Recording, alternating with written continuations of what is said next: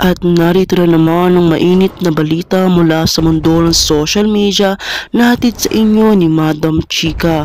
Isang kontrobersyal na balitang sumabog ngayon sa Kamara de Representantes na kumalat ng mabilis sa buong bansa.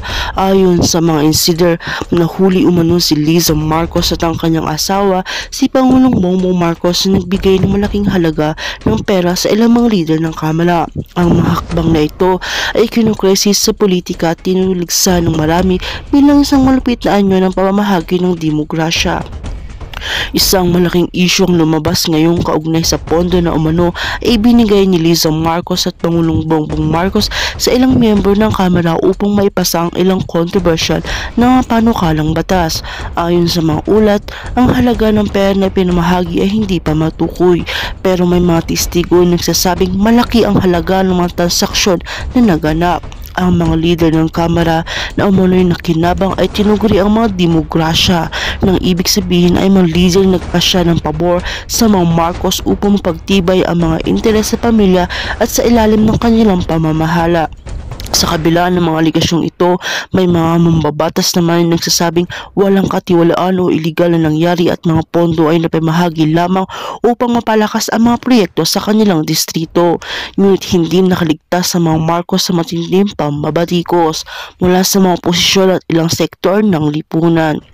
Ayon sa mga kritiko, ang mga ganitong hakbang ay isang uri ng bribery o pagkuha ng pabor sa pamamagitan ng pera, isang bagay na hindi na bago sa ating kasaysayan. Pinahayag ng mga oposisyon ng mga Marcos ay ginamit ang kanilang impluensya upang kontrolin ang mga leader ng Kamara at ang kanilang mga boto sa mga susunod na hakbang sa gobyerno.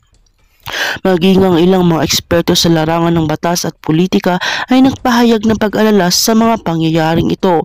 Ayon kay Attorney Reynaldo Ramirez, isang political analyst, hindi malayo magtulungan ng mga Marcos at ilang miyembro ng Kamara upang magkaroon ng kapangyarihan at mapanatili ang kanilang posisyon sa gobyerno. Ayon pa kay Ramirez, ang isyong ito ay magsisilbing malaking hamon sa ating demokrasya at sa kaligtasan ng ating sistema sa pamahalaan. Habang patuloy ang investigasyon ukol sa issue, maraming mga tao nagtatanong kung saan hahantong ang kontrobersyal na ito. Ang mga Marcos na matagal nang may matinding kasaysayan sa politika ay muling nakaharap sa isang pagsubok na nagtutukoy ng kanilang kredibilidad at integridad sa harap ng mga mamamayan. Abangan ang mga susunod na balita hinggil sa isyong ito. At para sa karagdagang impormasyon, panoorin ng video. At kung bago ka pa lamang sa akin channel, ay huwag kalimutang mag-like, share, and subscribe para update ka sa aming bagong balita.